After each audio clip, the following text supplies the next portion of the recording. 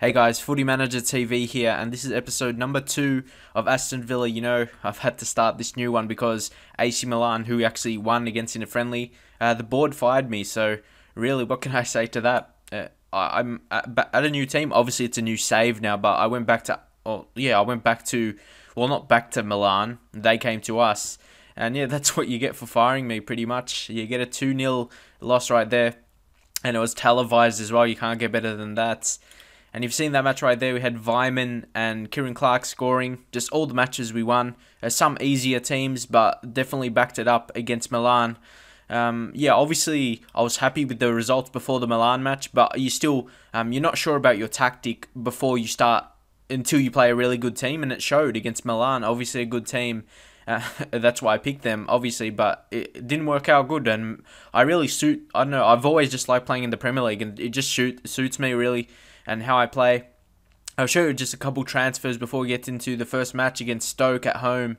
Hopefully we can get a good result, but we've got a fairly easy start. You've got Stoke at home, then Crystal Palace away, then Barnsley at home. And obviously, this is the update, so you got Crystal Palace getting promoted. Very good. But yeah, I just want to show you one guy I'm getting here, really cheap, only 35k, Herman Stengel. I'm not sure if many know of him, but he's a 16-year-old from Norway who's already capped at under 19 level. He's a fantastic player, already 14 passing. Mentally, he's really good for a younger player. And hopefully he can come in and do a good job for us. Obviously, not straight away. I'm not sure if he's coming yet or he just has to agree to it. Yeah, it's not accepted yet, I don't think. But yeah, he's got to accept the contract, obviously. So we can wait till all of that stuff happens. And I am using the same tactic that I last used for AC Milan.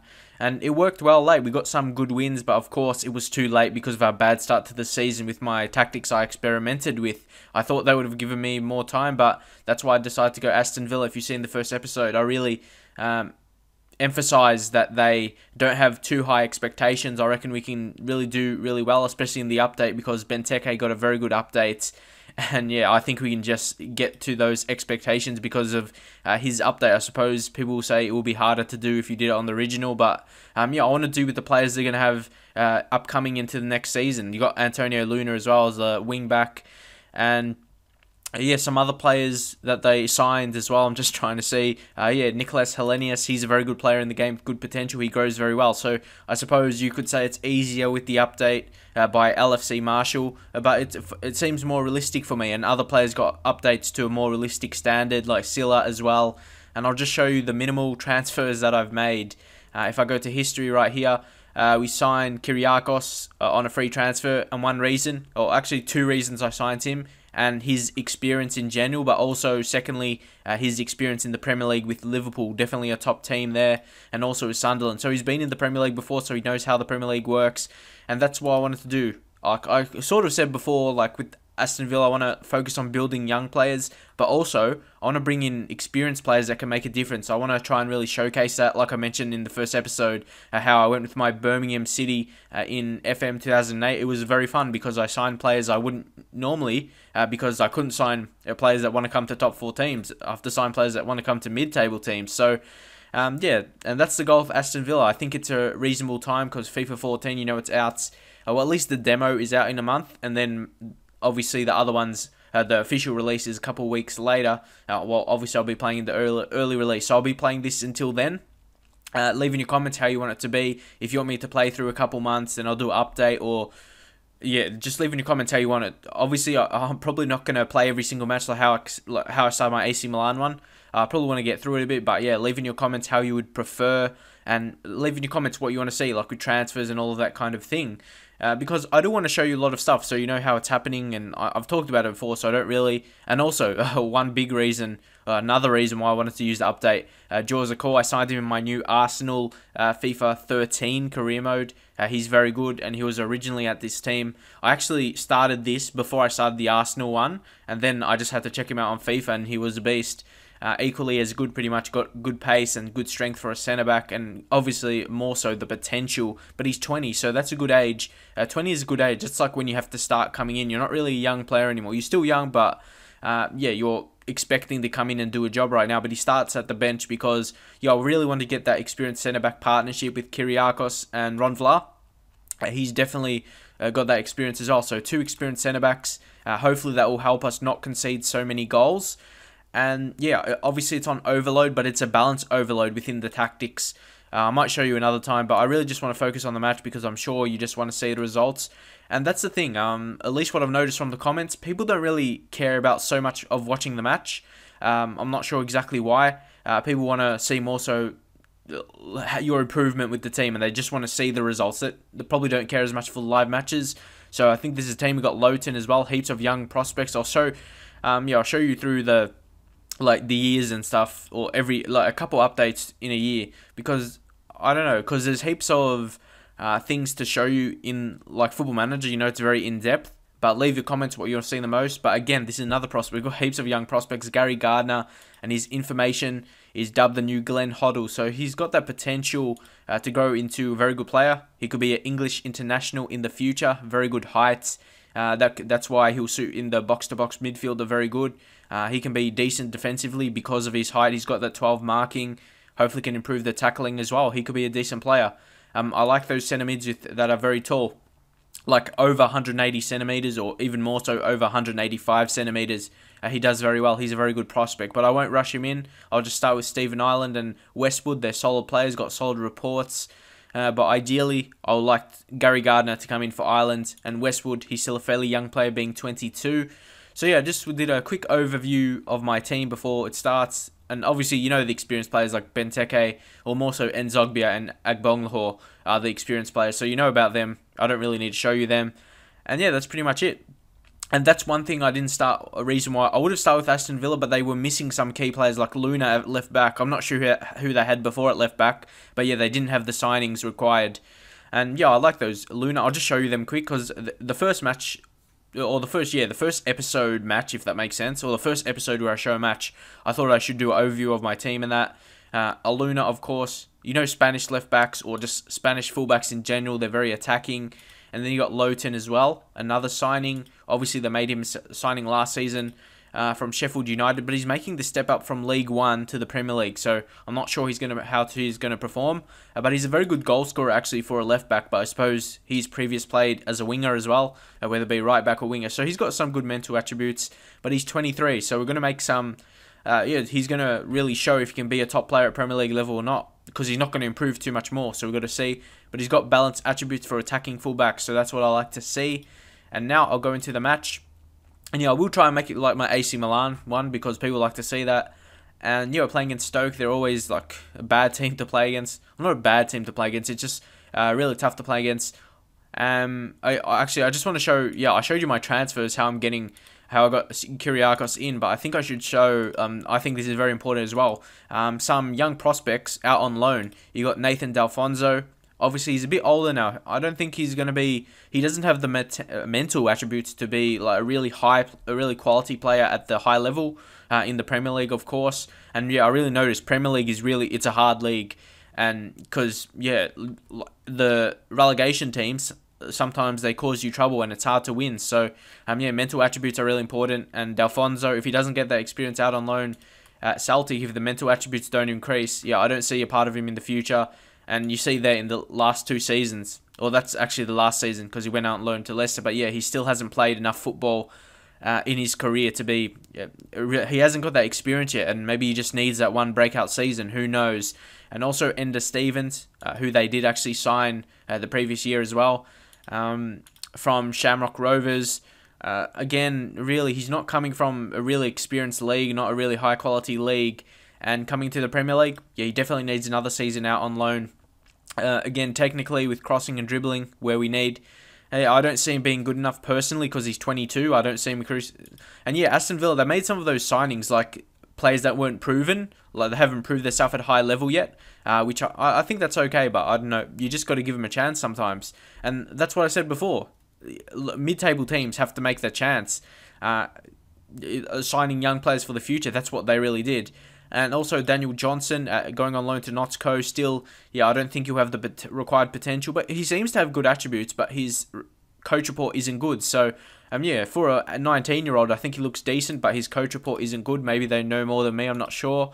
And lastly, Liam Bateman, he's on out to loan on York. Yeah, I'm not really sure what to think of him right now. He has a decent coach report. He's 17, because obviously he plays with some pace, or he has the acceleration. And so he's a bit quick. We just got to see another one, see how he develops. But marking 4 is going to be a downfall with him defensively. But I'll go into the match right now. And okay, and just to make the uploads quick, and some people said they enjoy actually the 2D more. I'm just going to do the 2D. But yeah, I guess people who like the 3D were happy and they weren't complaining. So it's really hard to get it both ways. So I'll just go through here. I'll just do it the same as I always do. The assertive on the last option. It works more for lower teams. It really depends who you're playing against. But again, press stop. Yep. I'm going to put it, where are we right here? I'm going to put it on 2D Classic. I've always played with that. It's hard to say what I like more. I suppose I want the 3D one to be a bit better. And yeah, this one's alright, I guess. I'll just do the full screen here. Okay, you see the scoreboard there. The scoreboard looks decent. Okay, I'll leave that on. And should I use it? I'm just, at least for now, I'm just going to do it on key highlights so I can get, at least because I've talked previously in this episode about other stuff, like previewing my team and showing them. I think I would need to make it a bit more faster than that. Yeah, during highlights, do it a bit faster, and between highlights, as fast as it can. Actually, on the Classic, goes a bit slower. Yep, or goes a bit faster, I should say. Yeah, so that's pretty much it. I'm going to test it on this one for now, and I'll probably go back to Extended when I just show the matches. But yeah, it just depends how long the episode is, and that's how I'm going to do it for now.